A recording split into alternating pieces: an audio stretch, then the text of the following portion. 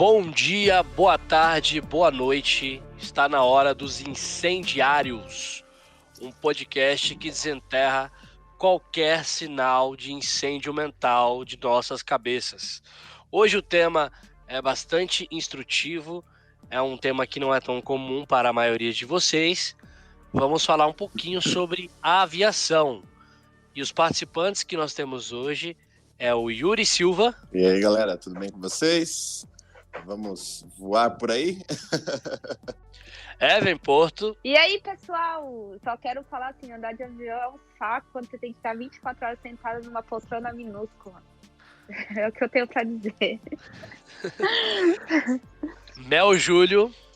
E aí, pessoal, bom dia. E hoje a gente vai trocar bastante informação a respeito da aviação, espero que vocês gostem. Show! E temos um convidado especial, que é auxiliar de aeroporto, o Wilgner Santoni. Fala, Wilgner. E aí, filhos, bom dia, boa tarde, boa noite, beleza? Beleza, show de bola.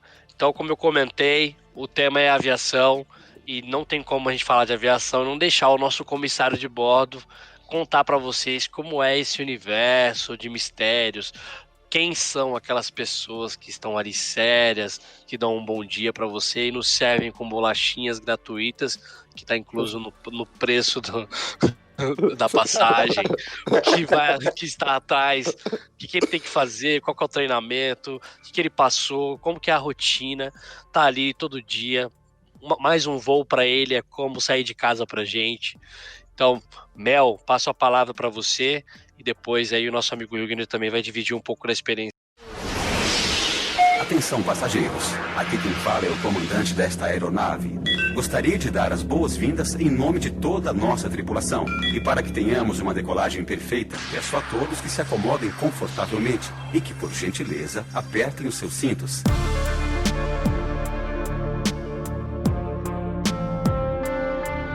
Certinho, Benício. Então, pessoal, ser comissário de bordo, eu acho que, antes de mais nada, você tem que ter paixão pela profissão.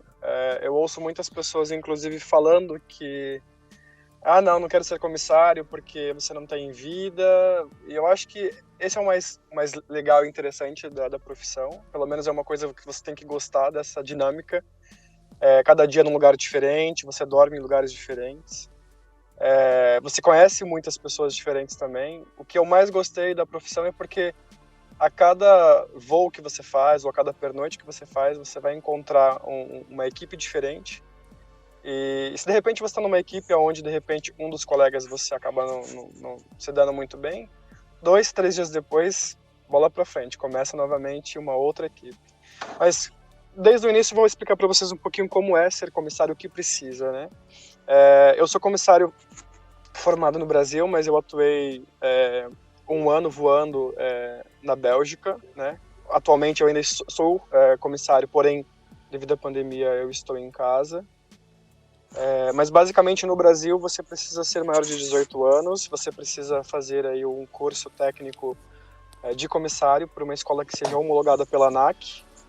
Você tem que fazer o curso, depende muito de cada... Existem vários módulos, tem o intensivo, o semi-intensivo e o regular.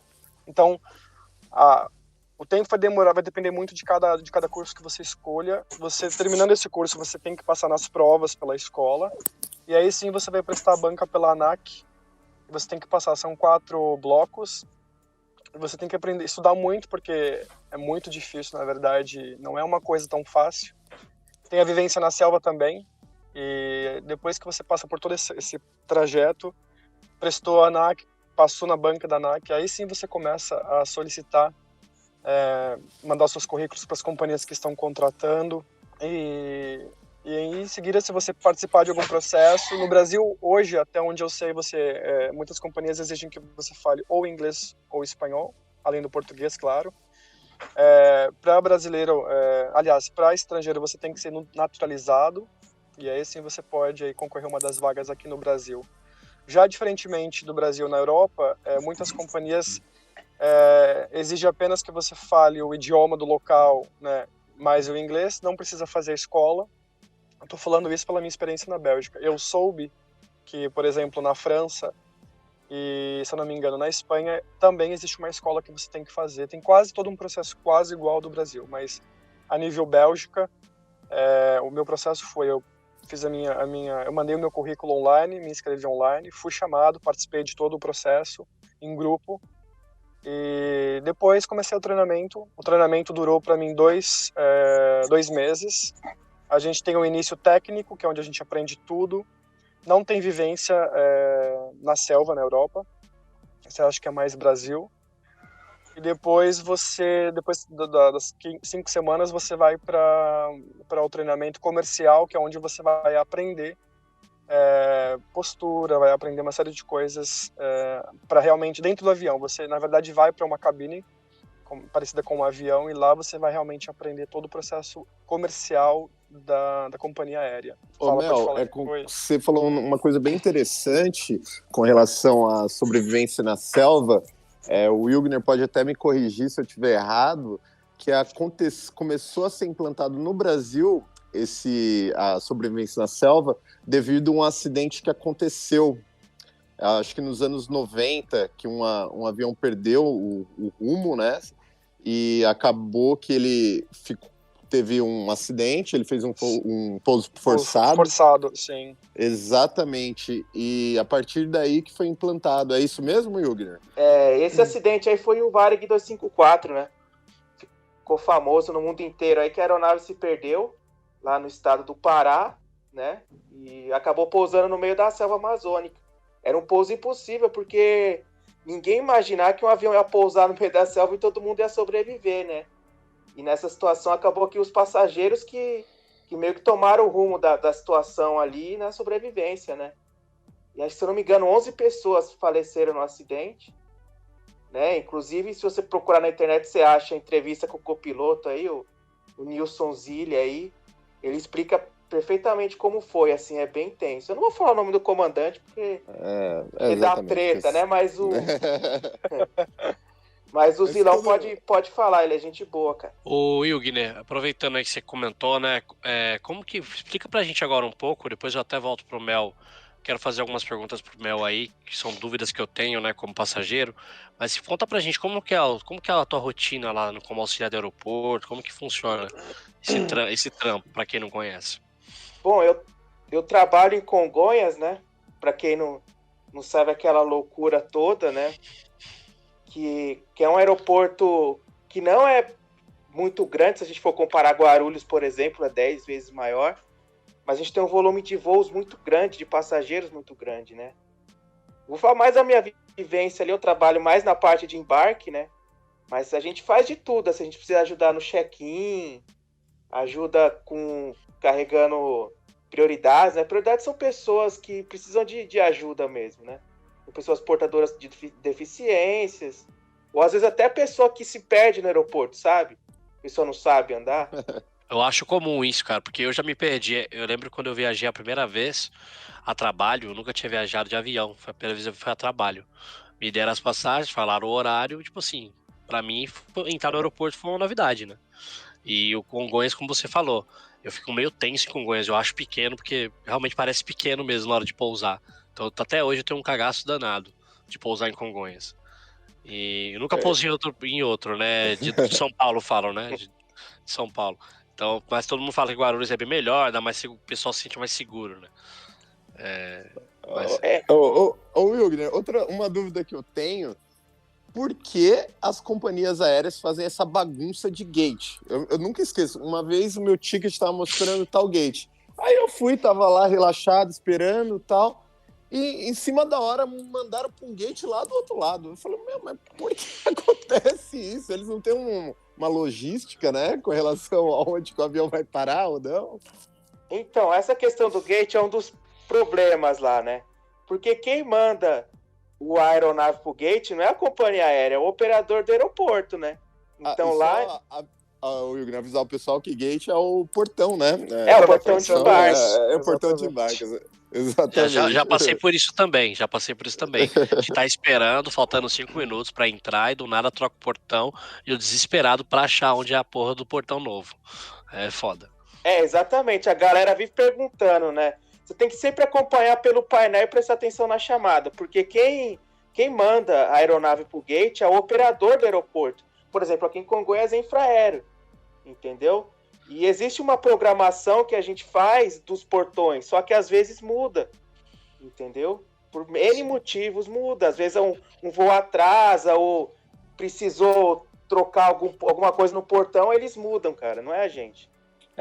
Exatamente. Também a gente fala assim com a visão, né, de passageiro, mas você imagina o que é administrar um aeroporto do tamanho de Congonhas ou de Guarulhos. Deve ser uma coisa maluca a rotina, né? Sim. Exatamente. Tem que ter uma organização assim fora de série, dá pra perceber. Eu fiquei um pouco malaca, né? Eu acompanhei o painel das últimas vezes, mas eu quase fiquei com muito medo. Eu fui pro Rio de Janeiro, aí a trabalho, aí eu voltei, tava uma puta chuva aqui em São Paulo, e o cara falou, o Congonhas não tava conseguindo liberar pra pousar. Sim. E aí tava tendo turbulência, e aí o avião ficou 1 hora dando volta em São Paulo, sabe? E não sei vocês, pelo menos eu do avião, quando eu tô na janela, eu consigo enxergar alguns pontos de São Paulo que dá pra reconhecer onde é, né? Tipo, dá pra ver o Shopping JK ali, uma rota que ele faz, ali no Juscelino Kubitschek, aí você fica meio em choque, né? Nossa, estamos muito próximo, né, do chão, né? E o cara dando essa volta, e nada de Congonhas liberar. E eu falei, puta que pariu, só falta voltar pro Rio de Janeiro, né? Ou pior, né? O cara não conseguiu pousar. Eu morro de medo, eu fico com muito medo. Eu penso em todos os filmes que eu assisti, eu penso em todas as merdas, eu olho pras pessoas. E dando esse gancho que eu comentei agora, eu quero perguntar pro Mel. Mel, como que é essa questão psicológica, né? Porque, pô, pra mim, que não é comum viajar, eu tenho um super medo, eu fico pensando em vocês. Como vocês fizeram um treinamento, vocês estão preparados para ajudar o pessoal em caso de dar merda, mas a gente sabe que no caso de avião, muitas vezes dar merda é o fim, né? Então, como que é para vocês, entre vocês, assim, essa frieza, esse preparo para falar desse tema? Então, eu vou aproveitar o seu gancho. Logo que eu comecei a voar, acho que no meu segundo mês, a gente estava fazendo, no Brasil, se eu não me engano, são 3 pernas que se chama, né? E a gente tinha feito Bruxelas, Ibiza, e aí a gente estava já voltando de Ibiza, a gente estava mais ou menos, acho que se eu não me engano, uns 45 minutos para aterrissar em Bruxelas. E eu me lembro que eu estava na Galley. A Galley, na verdade, é a nossa cozinha no fundo do avião. E aí um dos colegas chegou assim, ele estava vindo no meio da cabine, eu olhei a cara dele, estava meio estranha. Aí ele chegou, porque isso tem que ser uma coisa bem discreta, ele chegou assim no canto e falou assim, então, a gente tá com um problema, né? Aí eu falei, problema, que problema? Ele falou, então, nós perdemos um motor. E assim, na verdade, assim, o avião... Mas é que o avião, ele é feito para voar só com o motor, né? Com o motor ele voa tranquilamente, porém já tá fora do padrão voar só com o motor, porque se o motor que tá único ali funcionando também dá pane, aí já era, né? Aí, enfim. Tudo no avião tem dobro, né? Sim, tudo é duplicado. Inclusive, se você olhar na cabine do piloto, todos os botões são duplicados, assim. Então, muitos botões por conta disso. Porque tem a reserva do piloto e do copiloto, né? E aí eu me lembro que ele chegou e falou, então, a gente vai ter que fazer um pouso de emergência. Só que, assim, dentro do que a gente estuda, tem o pouso preparado e o não preparado. A gente não tinha tempo para preparar a cabine, né? E aí a gente foi fazer os procedimentos de emergência de voo de emergência não preparado, e a gente foi para a cabine com a chefe de cabine. Ela falou bem rápido quanto tempo a gente tinha, a gente teve que fazer algumas anotações. Foi uma coisa bem rápida, a gente se posicionou no meio mas isso não era preparado, mas mesmo assim nos posicionamos dentro da cabine. O piloto falou que nós tínhamos perdido o motor e que a gente tinha que fazer um pouso forçado no aeroporto de Bruxelas. E é óbvio que naquela hora você tem que fazer cara de paisagem, né? Tipo assim, se você tá com medo ou não, você não pode demonstrar medo porque assim, e isso foi uma coisa que eu senti na pele. Os passageiros, eles olham pra você e perguntam, você não tá com medo? Porque eles me perguntaram, você não tá com medo? Eu disse que não. É óbvio que eu tava apreensivo. Medo eu não tinha, mas eu tava apreensivo, porque assim, poxa, era o meu segundo mês trabalhando na companhia, e já ter que sair pra fazer um voo, né, um pouso forçado. Que pariu. E assim, o que eu percebi é que os passageiros, eles olham muito pra você. Nossa. A sua reação influencia muito, né? Com certeza. Se você, por exemplo, não tem preparo algum e você começa Porque naquele exato momento que os passageiros eles vão seguir os procedimentos que são colocados dentro da cabine pela tripulação. E eu me lembro que tanto eu quanto os outros colegas, nós estávamos voando um Airbus 319, que é eu diria um porte pequeno comparando-se a outras aeronaves. E claro que tem menores, mas assim, nós estávamos esse colega que veio me avisar, chefe de cabine e o piloto e copiloto. Então nós estávamos num total de 5, é isso, né? 5. E foi super tranquilo, assim, é óbvio que todo mundo ficou apreensivo, na hora que chegou o momento, todos nós nos posicionamos. É óbvio que todo um procedimento de voo de emergência tem lá a brigada de incêndio já esperando, tem uma série de coisas, Inclusive, nós tínhamos um voo seguinte, no mesmo dia a gente ia fazer uma pernoite para Geneva, e não aconteceu, porque assim, a partir do momento que você sai de um procedimento desse, você não pode mais voar. Inclusive, teríamos que passar por psicólogos para saber se estava ok, só que aí a gente falou que não tinha necessidade disso. Nós queríamos, inclusive, voar para Geneva, mas isso não pode seguir, né? Porque o protocolo diz que você não pode voar porque você pode, de repente, sofrer algum problema psicológico. E se, de repente, tiver algum outro problema no voo seguinte, você não está apto para reagir. Mas eu acho que é isso, cara. Depende muito do. Assim, a gente é treinado, né? Você mesmo sabe, o Wilgner e o Yuri, que vocês também fizeram o curso com a gente, né? Comigo. Nós estamos ali, nós somos treinados o tempo todo. Por quê? Porque o comissário ele está dentro de uma cabine, dentro de um avião, não simplesmente para servir, porque o cafezinho, a água, é tudo extra, né? Na verdade, é o que a gente tem, é o tempo que sobra para a gente fazer isso. Mas a gente tá ali, nós somos treinados. Por casos emergenciais, para um passageiro que passe de repente mal ou numa situação dessa. Então, tudo vai depender de como a tripulação, né, reage, porque se você reagir com pavor, é óbvio que você vai colocar a cabine e vai virar uma loucura. Então, Mel, e depois que o piloto fez o anúncio, algum passageiro entrou em pânico, teve algum desmaio, alguma coisa assim? Então, uma reação mais forte? Cara, eu não sei se dizer se é por conta de... Nós tínhamos, na verdade, quando o piloto fez o anúncio, eu não sei se é porque o tempo era muito curto, mas assim, o que eu me lembro é que todos os passageiros ficaram, assim, obviamente, você via na cara de muitos passageiros que eles estavam com medo. Mas eu acredito que nós conseguimos manter aí uma serenidade dentro da cabine, porque todo mundo ficava olhando pra gente. E eu acho que a gente conseguiu demonstrar dentro da nossa serenidade que estava tudo tranquilo, estava tudo dentro do controle. É óbvio que depois que o piloto fez o anúncio, eles começaram a chamar a gente tentou acalmar, explicar que estava tudo tranquilo, porque eles chamam realmente para saber o que está acontecendo. E nesse exato momento é que você vai explicar que está tudo tranquilo, sob controle, que você inclusive diz, olha, o avião ele é feito para voar só com o motor, então está tudo dentro do procedimento, né? Assim, dentro do procedimento, entre aspas. É óbvio que voar só com o motor não é o protocolo, não é o que se segue. Mas que dá para fazer um voo perfeito só com o motor funcionando.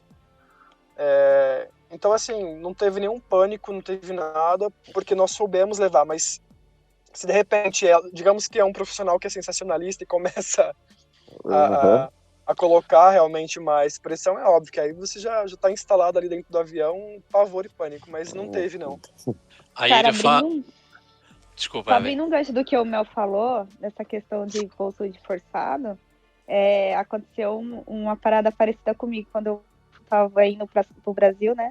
A gente pegou o avião lá em Dubai, era uma aeronave super nova, aí a aeronave foi sobrevoar tudo. Aí, passado, acho que 25 minutos, uma das turbinas do avião começou a pegar fogo. E daí os comissários falaram que ia ter que voltar para o aeroporto de Dubai. E aí causou um pânico dentro, porque todo mundo viu na janelinha lá do avião o negócio pegando fogo. Só que eles não podiam voltar imediatamente para o aeroporto, fazer o pouso forçado. Eles tinham, porque estava lotado de combustível a aeronave. Eles tiveram que ficar dando volta e soltar o combustível no ar para poder voltar pro aeroporto. E aí, imagina, você ficar 45 minutos, o negócio sai no fumaça. Tá louco. Eles falou-se o caos, né? Mas falaram que iam ressarcir a gente, de alguma forma. O Mel, ele tocou num ponto importante, eu ia até perguntar pra você, Evan, Como sua experiência como passageira, mas você já dividiu aí com maestria. Deus me livre, eu não queria estar na sua pele. Eu não ia ter esse psicológico para isso. Mas o Mel fala um ponto, para mim é ponto-chave para quem é passageiro. Eu não tiro meus olhos dos comissários e das comissárias. Eu tô olhando pra cara deles o tempo inteiro. Eu não consigo ficar sem olhar pra cara deles. E realmente, eles parecem uma espécie de exterminadores do futuro, sem expressões, sem que eles não passam nenhum sentimento pra você. Então você pensa que tá tudo bem. Então, assim, o avião dá uma balançada, você vê, eu já tô olhando pra cara do comissário. Aí o comissário passa todo sério, ele olha e dá um sorriso pra você. Tudo bom? Ele pergunta se você quer café ou chá. Exato. Aí você fala, tá tudo bem, se tivesse pra morrer, ninguém ia me oferecer um chá aqui, né? E é legal que quando uma das viagens, quando eu tava voltando pra Austrália, aqui tem muita turbulência, né? E é engraçado, porque eles falam assim, não vá pro banheiro nos momentos de turbulência. E tipo assim, o corredor fica vazio, porque eles são obrigados a sentar, né? Eles ficam numas cadeiras que eles sentam e põem um cinto. Então, também ninguém é autorizado a sair para ir pro banheiro, entendeu? Quando tá com muita turbulência. Então, eu acho que na hora que começa o pessoal a ficar com a cara desesperada, os comissários têm que sentar, não é? Porque eu sempre vejo isso. Deixa eu aproveitar esse gancho seu, e isso é uma coisa muito importante que muita gente não sabe, até mesmo porque tem muita gente que é a primeira vez que tá voando, e eles não sabem disso, né? Assim, todos os aviões têm lá o sinal de atar os cintos de segurança quando é obrigatório, né? E mesmo quando não é obrigatório, quando não tem uma turbulência, se você está sentado, por favor, gente, isso é uma coisa que, como comissário, eu já peço para todos, até mesmo que nunca voou. Você tá no avião, coloca o cinto de segurança, porque assim, de repente, inesperadamente, pode ter uma turbulência. Então, mas assim, porque o piloto ele tem capacidade de saber muito antes se vai durante o percurso, inclusive antes, quando a gente no DO, eu vou chamar de DO porque isso no Brasil é DO, Departamento Operacional, o próprio piloto, a gente faz uma reunião, o briefing, e ele diz se vai ter turbulência ou não. Só que às vezes pode acontecer uma turbulência inesperada. Então, quando tá lá atar os cintos de segurança, isso não é porque a gente simplesmente gosta de pedir para o passageiro colocar o cinto de segurança, até mesmo por uma questão de segurança do próprio passageiro, porque assim, eu vou contar uma experiência bem rápida que aconteceu comigo. A gente estava sobrevoando já para pousar em Bruxelas, e eu não sei se era o primeiro voo era uma senhora já de 60 anos, a gente estava praticamente, se eu não me engano, praticamente quase 1.000 pés para pousar. Eu já estava na minha posição de sentado para pouso. E aí, de repente, a senhorinha saiu toda bonitinha para ir no toalete. E assim, gente. E nessa hora, assim, entra um personagem que eu não sei qual que é, e eu tava... Porque assim, você tem que realmente mostrar nesse exato momento que você tem ordem no negócio, né? E eu peguei, ela olhou pra mim, eu falei assim, agora, sente-se, por favor. E ela olhou pra mim, ficou toda perdida. Eu falei assim, senhora, sente-se. E ela não entendia o porquê. E assim, infelizmente, nesse exato momento, você tem que mostrar um pouco mais de força na voz, né? Pulso firme. Pulso firme. E eu disse pra ela assim, sente-se. Né? E aí ela sentou toda perdida, não entendeu. Só que assim, nesse exato momento não tinha tempo para explicar para ela o que estava acontecendo, né? E ela sentou, ficou tudo assim. E quando nós pousamos, que tava tudo certinho, a gente já estava praticamente taxiando, chegamos, porque mesmo quando você está taxiando, o que é taxiando? Quando o avião está indo para o portão, né, para gate, a gente não pode levantar, né? Aliás, os comissários, se necessitarem, a gente pode levantar, mas os passageiros não. E aí eu expliquei para ela, eu falei, senhora, sempre num pouso, numa decolagem, nunca se levante. E ela falou, mas eu tenho problema. Eu falei, a senhora deveria ter avisado isso antes, porque primeiro que não se pode, isso é uma resposta. A partir do momento em que você libera o seu cinto de segurança e começa a andar no avião, e já foi avisado, se acontecer alguma coisa, a responsabilidade é do passageiro, porque na verdade ele está informado, ele está avisado. Então, muitas vezes o passageiro não sabe. Inclusive, eu trabalhava com um chefe de cabine que ele explicava assim, ele inclusive avisava no speed dele que uma vez que você está de pé, você está perdendo seus direitos porque nós estamos avisando. Era mais ou menos assim o que ele falava. E aí os passageiros realmente... os passageiros, inclusive, eles diziam assim, vocês não estão assegurados. E isso é muito importante. Então, assim, uma vez que a equipe está falando, fique com os cintos de segurança atados, abrochados é espanhol.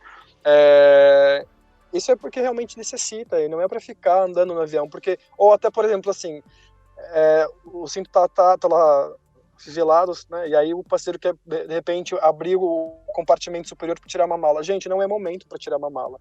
Tire uma mala depois que passar esse processo de turbulência, de pouso e decolagem. Então, isso é uma coisa que eu peço para vocês que estão ouvindo. Quando for dito colocar os cintos, por favor, fiquem e esperem. É só alguns minutos. Show, Mel. Eu tenho uma dúvida. Mel deu Uma autoridade. situação assim, se uma criança soltar o cinto e começar a correr pela aeronave na hora da turbulência, vocês têm que pegar... Já aconteceu uma situação assim, de uma criança, alguém fazer esse tipo de coisa? Criança também é aquilo, né? Porque assim, criança, os pais acham que a aeronave é parque de diversão, né? E é isso, porque tem pais que realmente não eles deixam lá, eles acham que, né? Eu entendo, criança, cada um tem lá a sua energia, mas já aconteceu sim situações onde a gente estava fazendo, por exemplo, pouso, a criança, por exemplo, pulando a poltrona, ou de repente querendo andar, e assim, quando a gente está sentado já na nossa estação, no momento de pouso ou decolagem, na verdade nós não somos obrigados a sair uma vez que já foi dado todos os procedimentos. Mas assim, aí entra o humanismo de você realmente, acho que é jogo rápido, é pensar o que você tem que fazer naquele exato momento. E se você acha que dá para ir correndo e tirar aquela criança que está ali, você vai correr e vai tirar. Mas a primeira coisa que nós fazemos, a gente fala pelo PA, que é como se fosse um interfone, a gente avisa, a gente pede, né, para sentar. E você avisa 2, 3 vezes, você faz lá né, como que você diz isso, gente? O anúncio? Anúncio. É como se fosse um anúncio, E você pede através desse interfone para que a criança sente, enfim. Se a criança não volta e seus pais não estão aí você tem que resolver ali. Muitas vezes a gente acaba saindo, né? A gente coloca a nossa própria vida em risco para ir lá e tirar aquela criança que está ali no meio da cabine para sentar. Mas acontece, sim, muitas vezes acontece. Os pais, às vezes, eles acham que não... Porque, assim, muitas vezes as pessoas acham que pouso, e isso é uma coisa muito importante. Os momentos mais críticos de um voo é pouso e decolagem, né?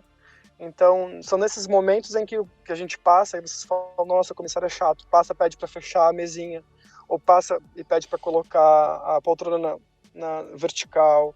Mas esses são procedimentos que a gente tem que seguir, porque pouso e decolagem são os momentos mais críticos. Se acontecer alguma coisa, nós temos que estar preparados, inclusive, para um momento de evacuação. Então é por isso que muitas vezes o comissário chato passa pedindo, por exemplo, para vocês fecharem as mesinhas, ou colocar a poltrona na vertical, ou abrir as janelas, ou... Tem vários procedimentos. O que a gente está fazendo não é porque a gente simplesmente gosta de ser chato, é porque são procedimentos que a gente tem que seguir à risca. Se acontecer aí alguma coisa dentro desse momento, nós estamos preparados para fazer aí uma evacuação, por exemplo. É isso. Show. Faz parte da segurança. Exatamente. Vou aproveitar, depois eu até tenho umas perguntas para você, Mel, mas vou aproveitar o Ilgner, eu queria saber dele se ele já presenciou algum momento muito caótico. Quero que ele divida aí qual foi o dia mais difícil dele lá trabalhando, deu tudo errado, ou foi um dia muito difícil, atípico, em Congonhas, assim. E inclusive também, aproveitando o que o Danilo falou, o que aconteceu depois da crise do coronavírus também, né, dentro da aviação. Legal, Yuri. Também é uma boa pergunta. Bom, eu vou...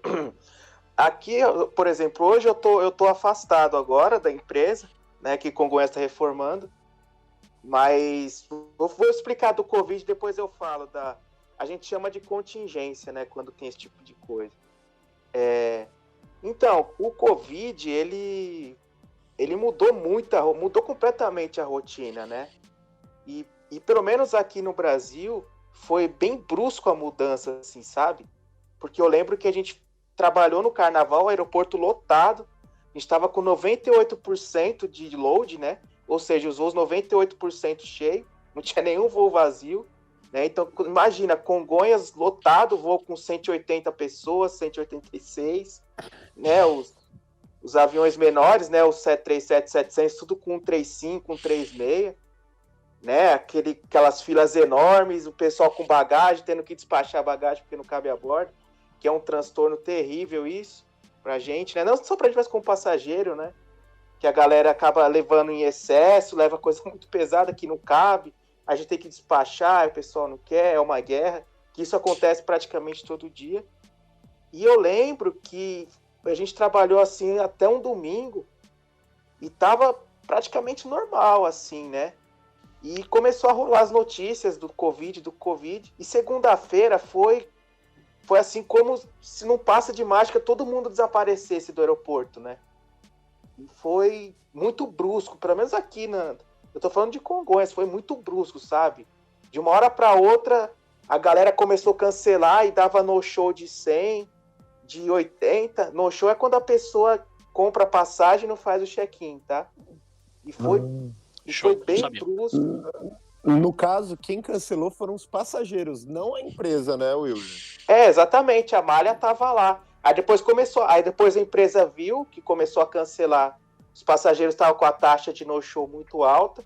Aí começou a cancelar voo, cortar, e foi muito brusco, assim. E não é tão simples, a aviação não é uma coisa muito simples, né? Então foi nos primeiros dias, assim, foi bem estranho. A gente não sabia como é que ia ficar. Né? A gente não tinha muita informação. Aqui no Brasil, cara, o Covid, assim, foi muito brusco, porque foi engraçado, porque até o carnaval tava normal, entendeu? Aí passou o carnaval, começou a noticiar de uma vez, aí começou a aparecer casos, aí começou a degringolar, entendeu? Trouxeram tudo pra gente. Outra coisa interessante, Will, é que todo mundo acha que empresa aérea só é um rio de dinheiro, né? E não é bem assim, né? As empresas, é difícil ela obter um lucro, né, grande, principalmente no Brasil, né? Tem uma certa dificuldade. Sim, aqui no Brasil o custo... A gente sabe que aqui no Brasil tudo é muito caro, né? E o custo da aviação, ele é muito, muito alto, né? Assim, é tudo em dólar, né? A gente sabe que o real agora é uma moeda muito fraca aí no mercado internacional. E a gente na Gol, a gente trabalha com baixo custo, né? Tem muita gente que acha, baixo custo é isso, é aquilo. Mas, pô, o que segurou a Gol agora na pandemia é o baixo custo, cara. Se a gente não tivesse uma operação enxuta, com certeza a crise tinha batido com bem mais força na empresa, entendeu? Verdade. Tá afetando todas as indústrias, né? Nesse tempo de pandemia, se trata de quem tá perdendo menos, né? Ninguém tá ganhando. Só uma dúvida que eu tenho, assim, desculpa interromper. Aí no Brasil, aqui na Austrália, qualquer voo que sai, se a pessoa não mostrar o teste do Covid, ela não consegue embarcar. É como é obrigatório no check-in lá, você tem, no momento do embarque, você tem que mostrar no guichê, senão você não consegue. Inclusive em voos domésticos, né? Uhum. Aí no Brasil tá a mesma coisa, Wigner? Tá não, porque aqui a taxa de testagem é muito baixa, entendeu? Vou aproveitar esse gancho aí da Evelyn, da pergunta dela. Então, como vocês sabem, eu estou no Brasil já fazem acho que umas 3 semanas que eu cheguei da Bélgica, vim para cá, inclusive por conta da pandemia, a gente tá em casa. E eu me lembro que quando foi para eu sair, porque eu fiz conexão em Frankfurt, na Alemanha, e assim, eu precisava provar que eu era brasileiro, senão eu não saía de lá. E aí eu apresentei meu passaporte, e em nenhum momento, porque eu saí de Bruxelas, então eu fiz conexão de Bruxelas até Frankfurt, e aí de Frankfurt eu fui para Guarulhos. Em nenhum dos aeroportos, em nenhum dos momentos em que eu fiz conexão, me foi perguntado alguma coisa, foi feito algum teste, nada. Eu passei em todos os lugares sem fazer nenhuma testagem. Então, até onde eu sei, pelo menos a nível Europa para Brasil, não tá acontecendo nenhum procedimento de teste rápido, coisa do tipo. Porque no começo, me recordo, até eu só vi pela TV, óbvio, a galera chegando de máscara e aí tinha um pessoal esperando, parecendo aquelas coisas de filme, sabe? Aquelas roupas de proteção completa e jogando tipo um jato com algum tipo de antibactericida, não sei. E eu fiquei bem impressionado. Aqui todo voo antes a gente tem que fazer esse processo aqui no Brasil. Obrigatório fazer. Ah, tá. Mas não com os passageiros, né? Não, é com a aeronave. A aeronave, ela chega no gate, né? A gente desembarca, aí vem uma equipe, né? No caso da Gol, o pessoal da Swiss Sport que faz, né? Que faz toda a higienização da aeronave. Eles limpam tudo, cara. Limpa a mesa. Onde encosta, né? Eles limpam. eles têm uns nebulizadores, que eu não vou lembrar o nome do agente lá que eles usam, e leva em 20 minutos, assim, 20 minutos, meia hora, assim. Pra gente que a gente estava acostumado com aquela loucura toda, é um tempo interminável, né? Porque em Congonhas, não sei se vocês sabem, mas o tempo de solo é apertadíssimo, porque lá o aeroporto é concorrido, é igual a Fórmula 1, cara. O avião chega, é a mesma coisa, cara. Igual a Fórmula 1, você vê lá, o carro chega no box lá, já tem toda a equipe, e desembarca rápido, e pra gente aquilo é interminável, sabe? Mas obrigatório, o pessoal da Anvisa fiscaliza bastante aqui. Show. Eu listei aqui, umas tragédias de aviões, né? Como passageiro, a gente sempre pensa em tragédia, né? Não tem como. Mais famosas aí. Queria que eu vou falar e ver o que vocês acham dessas, vocês conhecem, né?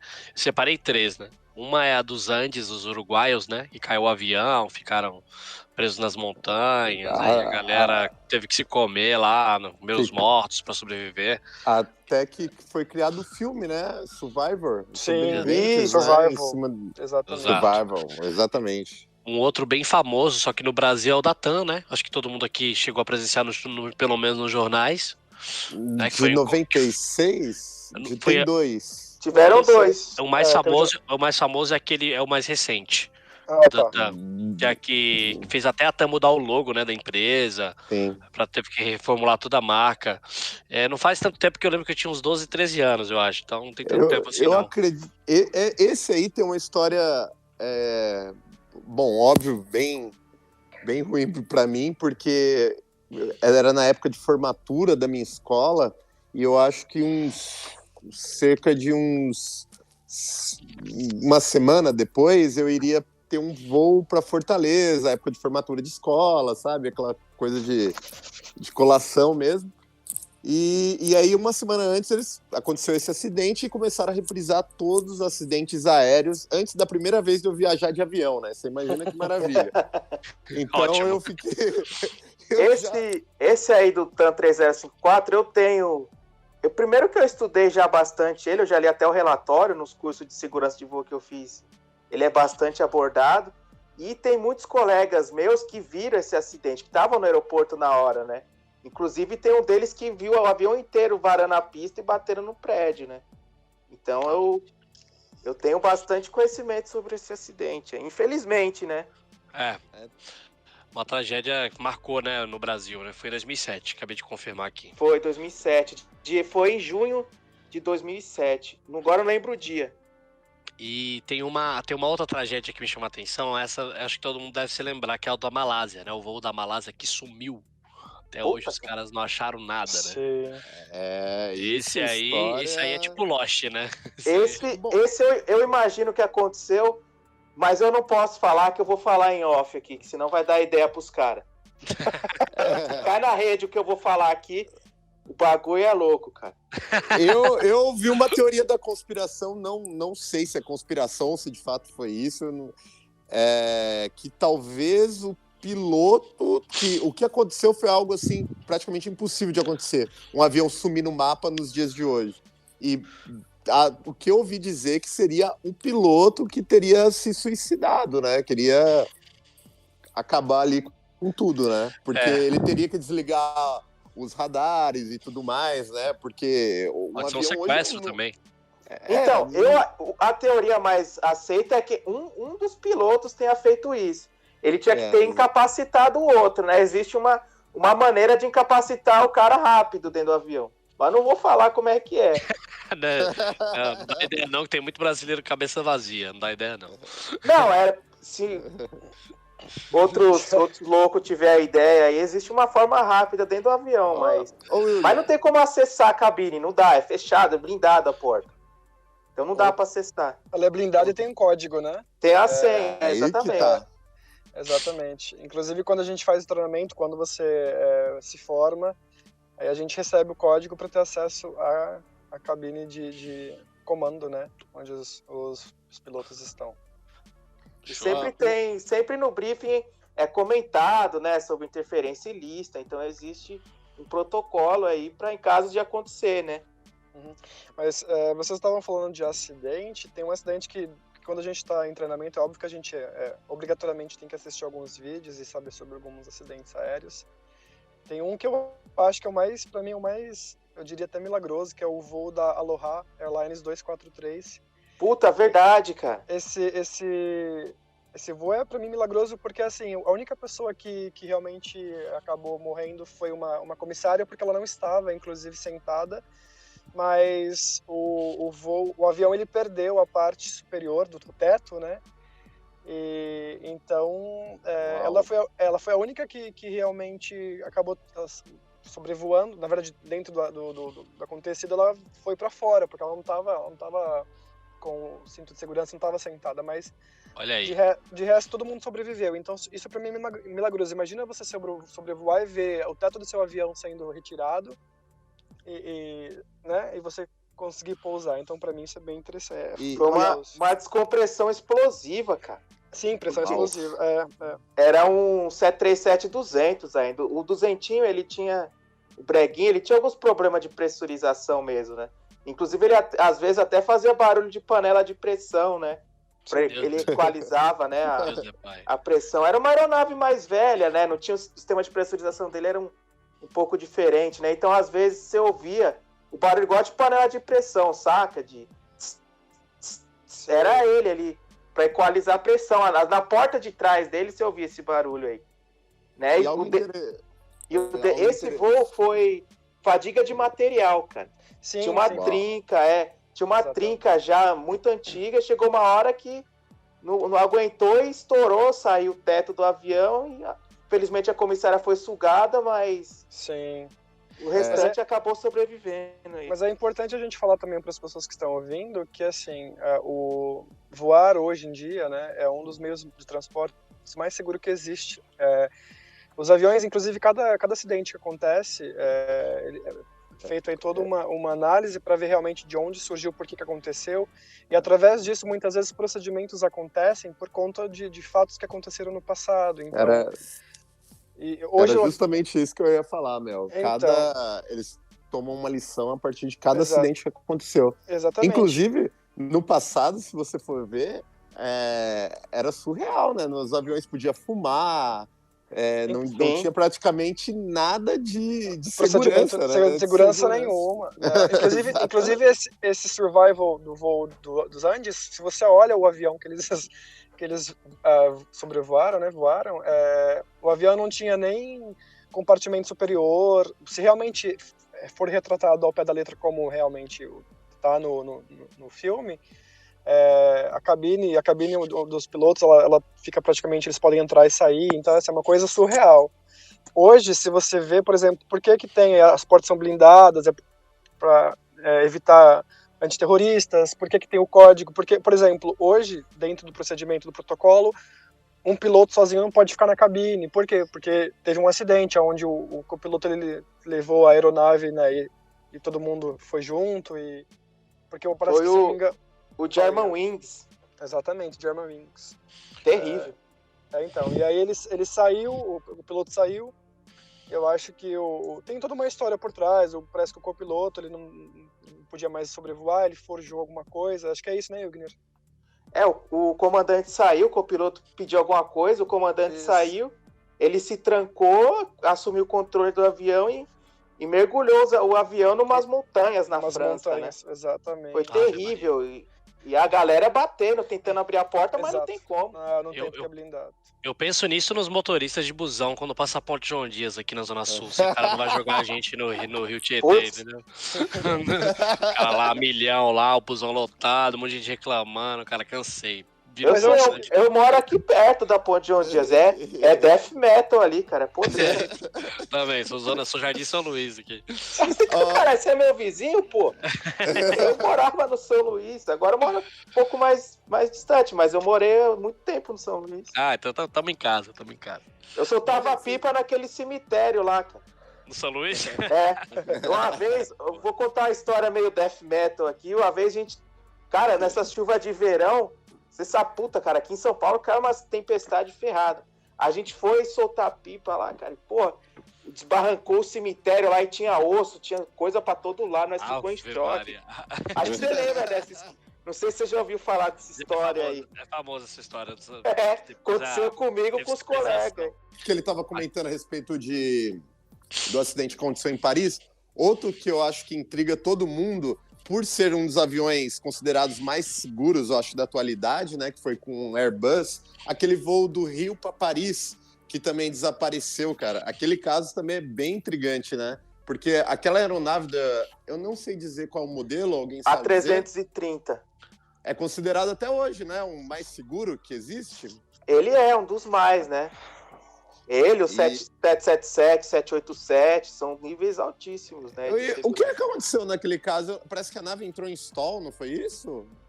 Cara, ele é bem extenso aqui, eu vou explicar o que acontece. A aeronave, ela entrou numa condição difícil, né? Porque a gente sabe que a aeronave, ela desvia das turbulências, né? E ali no trópico, né? Na zona de convergência intertropical, né? Ali no Equador, divide hemisfério sul e norte, tem umas tempestades ali, né? Quando você atravessa o Atlântico. E não se sabe, os pilotos não desviaram da rota. Todos os outros voos, que são dezenas que saem aqui da América do Sul, vão para a Europa e vice-versa, todos os voos desviaram daquela formação, né? E o Airbus lá da Air France não desviou, né? O comandante estava meio foda-se para a tripulação, o copiloto era inexperiente, ele tinha que pegar a hora de voo, então ele que estava levando o avião, né? Porque muita gente acha que é só o comandante que pilota. Não, os dois pilotam, né?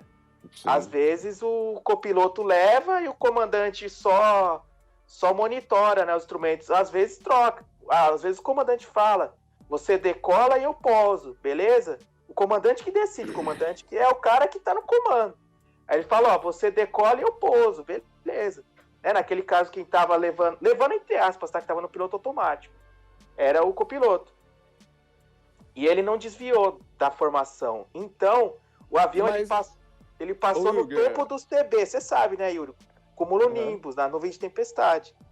Mas o avião não tem algum tipo de scanner, radar, que consegue detectar e ele próprio consegue desviar? Ou aí teria que ser realmente... Tem que ser o piloto. O piloto, ele muda, tem no painel do piloto automático, tem o heading.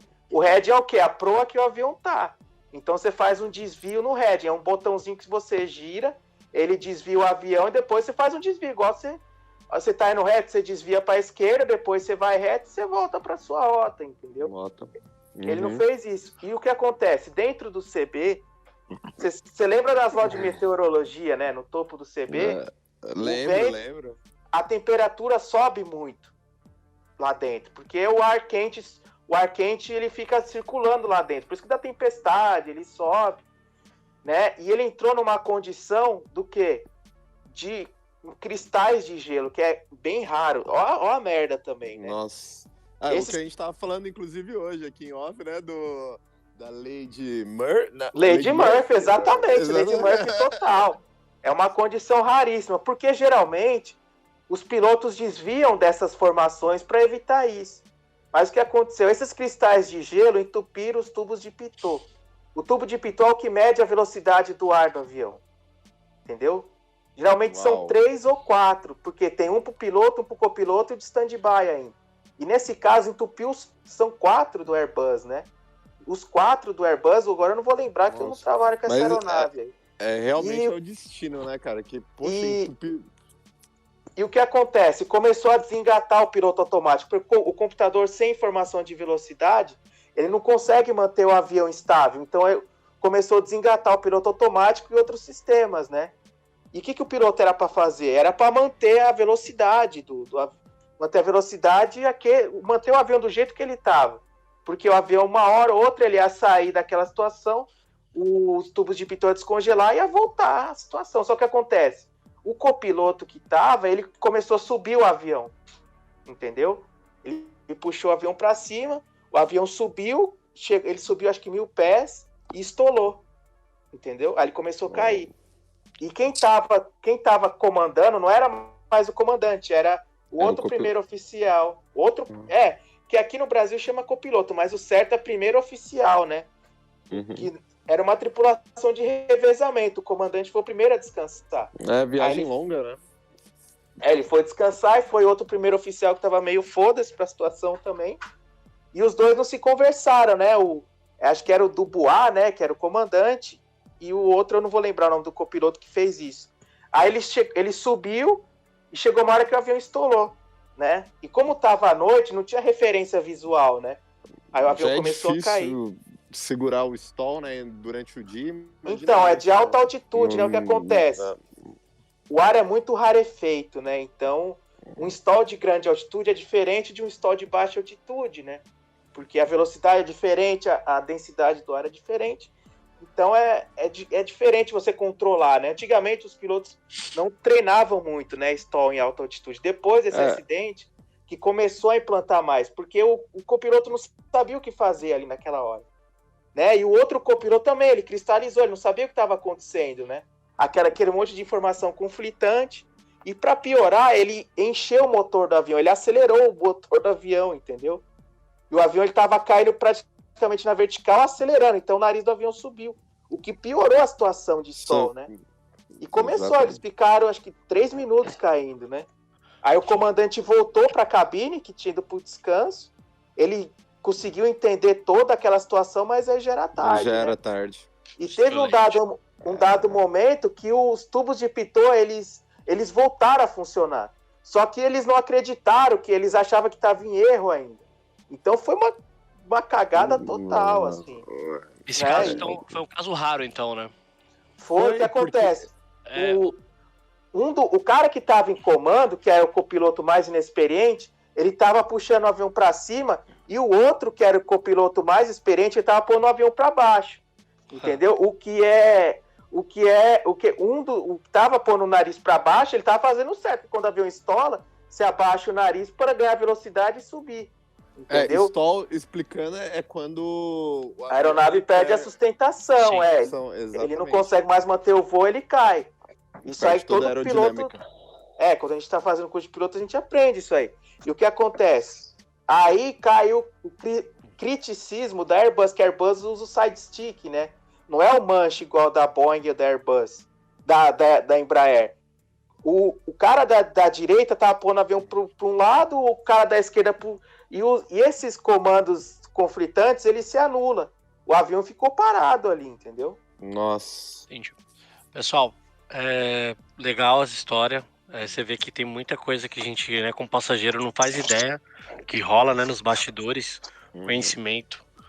E, na verdade, o programa ficou pequeno pra gente estar contando tanta coisa. Na verdade é isso, já estourou um pouquinho tempo. A gente podia fazer até uma parte 2 depois. Aviação. Assim, eu só queria fazer uma pergunta pro Mel, só pra fechar aqui a minha curiosidade. Ô Mel, você como comissária, você também come a comida que é oferecida aos passageiros ou não? Ou você tem outra depois eu quero falar disso aí, que é muito bom, eu adoro, cara. Pô, toda vez que os comissários deixam lá com a gente as coisas, a gente ganha o dia, cara. Sério? Eu acho que isso depende muito de companhia para companhia. Assim. O que eu sei, por exemplo, tem companhias que acabam dando o vale-refeição, né? É óbvio que o que sobra, a gente às vezes pode sim comer, mas dentro de um acordo a gente recebe, né? Dentro da minha companhia que eu trabalhava, a gente tinha lá o vale-refeição, alimentação. Os pilotos eles recebem alimentações diferentes, eles não podem comer a mesma... por exemplo, assim, eles recebem, um piloto tem que comer um frango e o outro a carne, tipo assim, eles não podem comer a mesma refeição, até mesmo se tiver algum problema de salmonela, ou seja lá qual for, que nem os dois têm o mesmo problema e de repente passem mal durante o voo. Agora, os comissários, a gente às vezes acaba assim comendo, eu acho que principalmente no voo, em voos de longa distância, acabam sim recebendo a mesma alimentação que os passageiros. A gente come sim, claro que come, porém pelo menos a companhia que eu trabalhava não era procedimento, a gente comia dependendo muito da situação e do tempo de voo, mas eu particularmente, mesmo porque assim, é complicado comer comida de avião sempre, né? Eu particularmente não achava tão saudável, Então eu sempre levava a minha própria marmitinha. Legal. Eu fazia minha própria comida e levava, mas tem, sim, acontece. Aqui no Brasil o pessoal pede, a gente de solo que pede lá pro catering, né? A tripulação pede a refeição e a gente que entrega lá. A gente não, né? A gente solicita no rádio pro catering trazer. Eles já pedem com a coordenação antes, mas só pra gente reforçar. Varia muito mesmo, né? Por exemplo, a TAM, eu lembro que não é muito legal, mas da Gol eu já gostava, às vezes que eu fui. Pô, gente, cara, o pão de queijo enroladinho, pelo amor de Deus, aquilo lá é bom demais. Só finalizar, pra gente finalizar o nosso tema, primeira coisa, as pessoas têm muito medo de voar, muitas pessoas têm medo, então se não tenham medo de voar, porque, como eu falei, a aeronave é uma dos transportes mais seguros do mundo. A gente falou muito sobre acidentes, mas não leve isso em consideração, porque se a gente parar para analisar quantos acidentes acontecem de carro, automobilismo no mundo, o avião é muito seguro. Então, aquelas pessoas que tenham medo vão saber primeiro se informar para depois tirar suas conclusões. Não levem em consideração somente acidentes aéreos, porque voar é muito legal e é muito seguro. Então, eu só queria passar essa mensagem para as pessoas. Pessoal, vamos encerrar. O papo foi legal, foi bacana. Quero agradecer o Ilgner Santoni por ter contribuído bastante aí com o conhecimento dele. O próprio Mel também contribuiu muito. Para a gente fechar aqui com chave de ouro, né, o nosso bate-papo, como o próprio Yuri falou, poderia dar 2 episódios, né? Mas infelizmente a gente não pode estourar muito tempo. Eu queria que vocês fizessem aí uma indicação de filme, série ou livro que tenha a ver com o tema para as pessoas. Eu vou fazer a indicação por último para fechar. Torcer para vocês não indicarem o que eu vou indicar, obviamente. Então, começa aí, Yuri. Faça sua indicação aí. Bom, vamos lá. Eu queria fazer 2, na verdade. O primeiro não é relacionado à aviação, mas é um filme que eu assisti ontem, inclusive. Tem um pouco a ver com a coisa de acidente, de tragédias, né? E o nome em inglês chama Adrift. Em português, eu acredito que é Vidas à Deriva. É um filme que conta a história de um acidente naval que aconteceu nos anos 80, eu acredito, que foi apenas uma sobrevivente, né, dentro do navio, e ela passou 41 dias. Na verdade, o navio era um barco de médio porte, e ela ficou 41 dias à deriva no mar. Então, como a gente fez treinamento também na parte de mar, a gente sabe o quanto é difícil as queimaduras, né? Porque a água reflete o sol, queima, você não pode beber água ali, tem que rezar para chover. Então, tem um pouco a ver, né? E o outro que eu vou fazer, a outra indicação se chama Voo Noturno.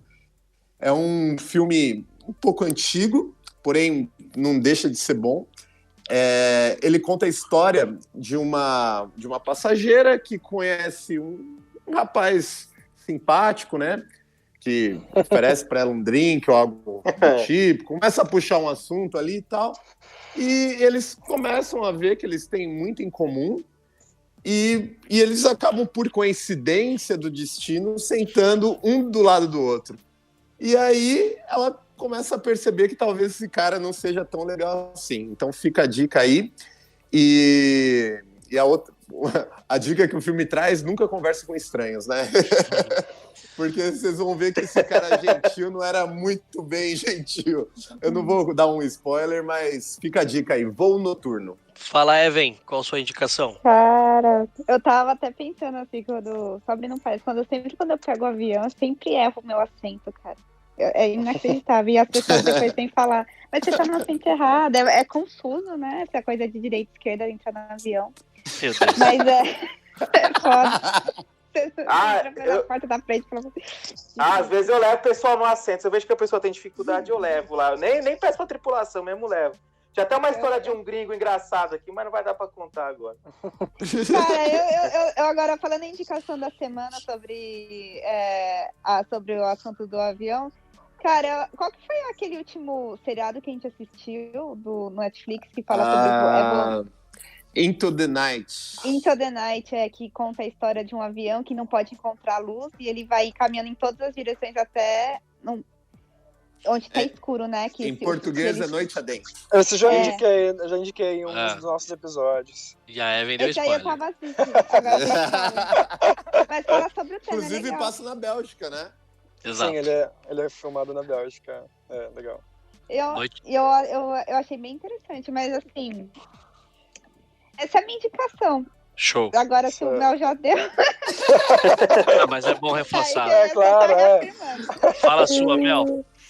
Eu vou indicar o livro, que é um livro que se chama Diário de uma Comissária de Bordo, para quem se interessa pelo tema da aviação. Autora Paula de Paula. E eu quero também indicar um filme bem interessante que eu assisti, é um filme alemão. Em inglês é This Crazy Heart, e em português é Uma Amizade Inesperada. É um filme de 2017, e é um filme que fala sobre superação, amizade, amor. Não vou dar spoiler, mas a história conta, na verdade, são dois personagens principais. Um dos jovens, ele tem aí uma doença quase que terminal, e o outro personagem, ele tenta trazer esse jovem novamente à vida, né? Mas eu não vou contar tudo, porque senão eu conto a história, mas é muito legal, muito interessante. This Crazy Heart. Hilgner, faça a sua indicação. A indicação do livro, eu li recentemente o livro do Lito Souza, lá do Aviões e Músicas, Onde os Aviões Morrem, né, uma história bem legal, né, dos famosos eletras aqui da Varig, como eles foram voar na África, e conta um pouco sobre a falta de cultura de segurança de voo lá, e como os aviões são bem resistentes lá, eles operaram muito acima do limite de segurança, mas os aviões conseguiam operar mesmo assim, né? Uma história bem legal. Eu já tinha lido antes, que eu acompanhava ele desde a época do blog, e é bem legal. E eu vou deixar 2 filmes aqui, né? Talvez são filmes essenciais para quem gosta de aviação, né? O primeiro deles é o Sully, né? O herói do Rio Hudson, né? Conta a história do Sully, do Skiles, né? Que era o primeiro oficial dele, que ele, durante a decolagem, também foi um pouso impossível, que ninguém e imaginar que o avião ia perder os 2 motores, ia pousar e todo mundo ia sobreviver. Inclusive, aconteceu recentemente um caso parecido na Rússia, só que o cara pousou numa plantação, né, também. Perdeu os 2 motores numa altitude muito baixa, não tinha como voltar. Nesse caso, o Sully pousou no Rio Hudson. É um filme extremamente bem feito para quem manja das partes técnicas de aviação. É praticamente perfeita a atuação, a parte técnica ali. A parte da investigação não é bem daquele jeito que funciona, é lógico que tem que ter uma dramaticidade, tem que ter um conflito dentro da história. Eu fui ator de teatro e cinema há muito tempo, então eu sei como é que funciona a cabeça dos caras, então eu tinha que pôr um elemento dramático. Mas é muito bom o filme, e o outro é o Top Gun, né, cara? Tom Cruise, né? Eu sempre fui mais fã de aviação militar do que civil, só recentemente que eu mudei, né? E é um filme sensacional de 86. É um clássico. É um clássico para quem gosta, né? Tem aquelas cenas, muitas das cenas foram gravadas de verdade ali, né? Com os F-14, F-4, né? É engraçado que você falou de Top Gun, a cena que me veio na cabeça foi a do cavalo, cara. Não tem uma cena que é... Não tem uma cena do cavalo famosa nesse filme? Ou cavalo?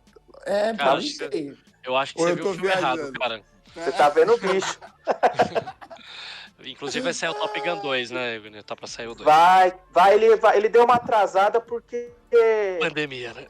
Por causa da pandemia. E os caras da Marinha não deixou o Tom Cruise pilotar. Que o Tom Cruise, não sei se vocês sabem, ele é piloto, né? Naquele Missão Impossível, ele pilotou o helicóptero naquela cena lá. Ele é louco.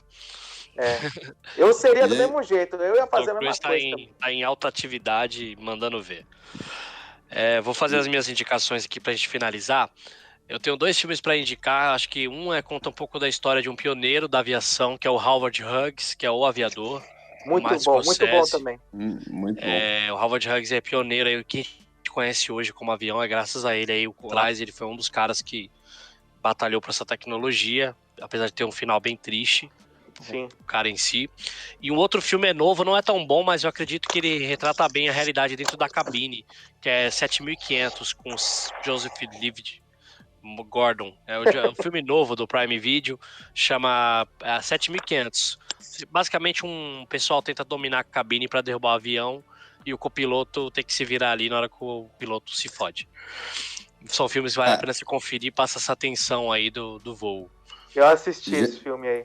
Gente, eu vim até conferir aqui na internet agora, coloquei Top Gun, Cera do Cavalo, e realmente não tem nada. Não, você tá... Não tem. Não. Tem sim. Eu acho que a menina andava a cavalo. Agora que eu achei aqui, ó. Acho que você tá assistindo o filme errado, Yuri. Pessoal, agradecer mais uma vez pelo bate-papo.